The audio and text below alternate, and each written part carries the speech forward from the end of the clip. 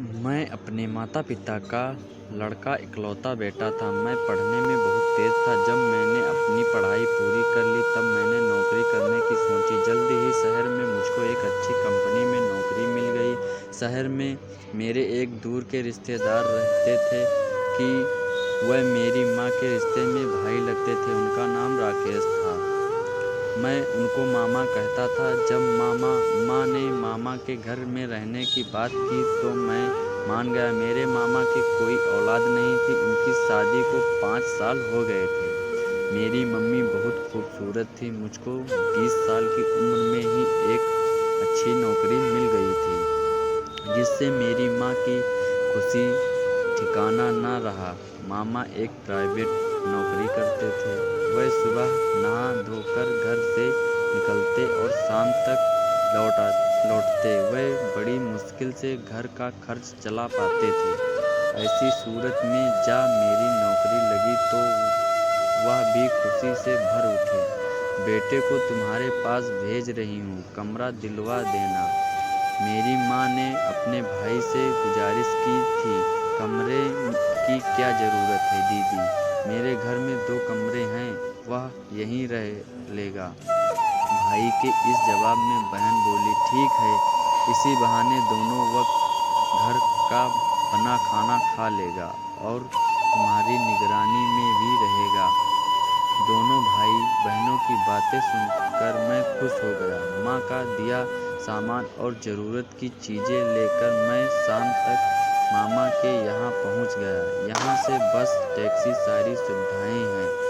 मुश्किल से आधा घंटा लगता है। कल सुबह चल कर तुम्हारी ज्वाइनिंग करवा देंगे। मामा खुशी से चहकते हुए बोले।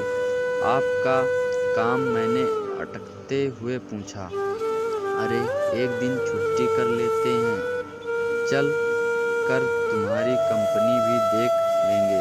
चलकर तुम्हारी कंपनी भी देख लेंगे। मामा मेरी समस्या का समाधान करते हुए बोल उठे। दूसरे दिन मैं मामा के साथ कंपनी गया और वहाँ मैंने अपनी नौकरी ज्वाइन कर ली।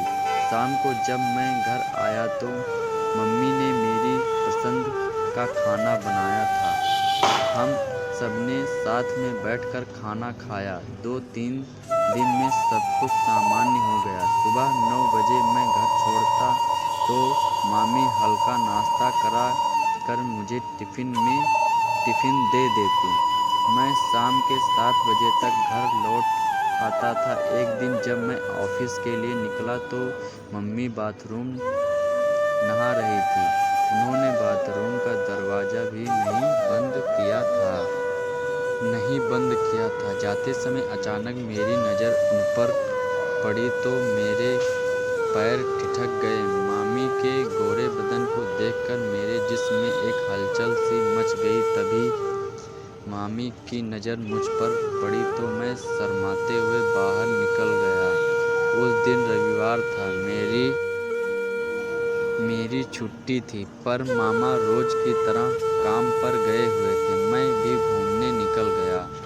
सुबह का निकला मैं जब घर लौटा तो दोपहर के 11 बज चुके थे। मामी खाना बना चुकी थी और मेरे आने का इंतज़ार कर रही थी।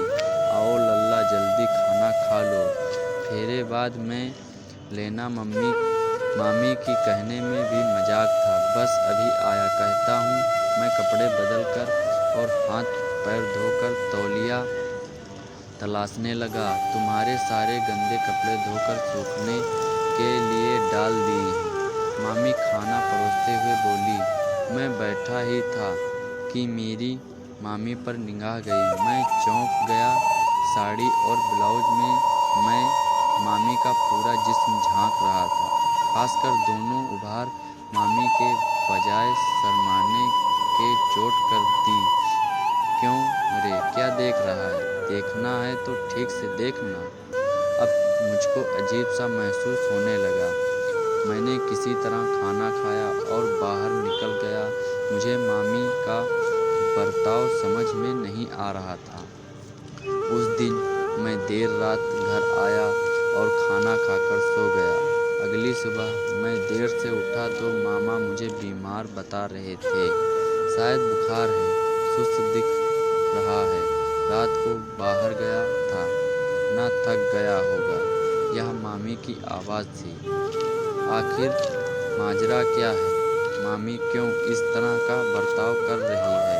मैं जितना सोचता उतना उलझ रहा था। उस दिन मैं ऑफिस नहीं गया। दोपहर खाना खाने के बाद मैं बिस्तर पर लेटा आराम कर रहा था, तभी मामी ने आवाज़ दी। मैं उठकर गया तो चौंक गया। मामी पेटीकोट पहने नहा रही थी। उस दिन चोरी छिपे देख रहा था। अब आ देख ले, कहते हुए उन्होंने दोनों हाथों से पकड़कर मुझे अपने सामने कर दिया। अरे मामी, क्या कर रही हो आप? कहते हुए मैंने बाहर भागना चाहा, मगर मामी ने मुझे नीचे गिरा दिया और मुझसे लिपट गई।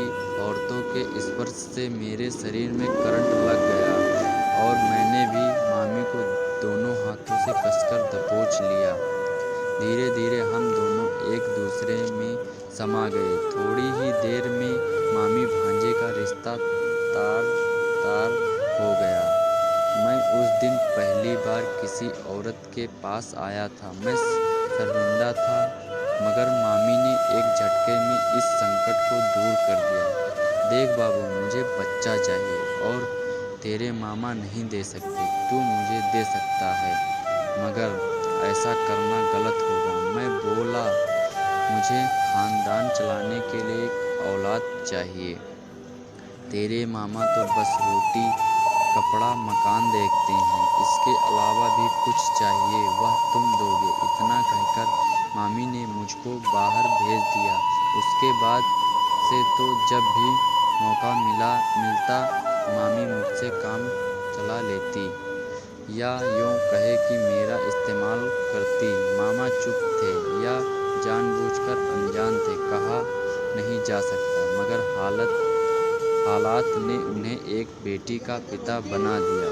उसके बाद मामी मुझसे दूर दूर रहने लगी। मैं उनके इस व्यवहार से हैरान था। मेरी समझ में नहीं आ रहा था अचानक उन्होंने मुझसे दूरी क्यों बना ली। इस दौरान मेरा तबादला दूसरे शहर में हो गया। मैं वहीं कमरा लेकर रहने लगा। मामा के यहाँ जाने में मुझे नफरत सी हो रही थी। दूसरी ओर मामी एकदम सामान्य थी, पहले की तरह हंसमुख और बिंदास। एक दिन मैं घर आया था। मैं उस दिन घर पर था, तभी मेरी माँ को मामी ने फ़ोन किया। मामी ने जवाब मेरे बारे में पूछा तो माँ ने झट से मुझे फ़ोन पकड़ा दिया। हाँ मामी, प्रणाम, कैसी हो? मैंने पूछा तो वो बोली, मुझे भूल गए क्या लल्ला? बेटी ठीक है? मैंने पूछा तो मामी बोली, बिल्कुल ठीक है। वह अब की बार आओगे तो उसे भी देख लेना। मैंने कहा हाँ, कहते हुए फ़ोन काट दिया। इधर मेरी माँ जब मामी का बखान कर रही थी तो मैं मामी को याद कर रहा था, जिन्होंने मेरा इस्तेमाल किया और फिर कचरे की तरह कूड़ेदान में फेंक दिया। औरत का यह रूप मुझे अंदर ही अंदर कचोट रहा था।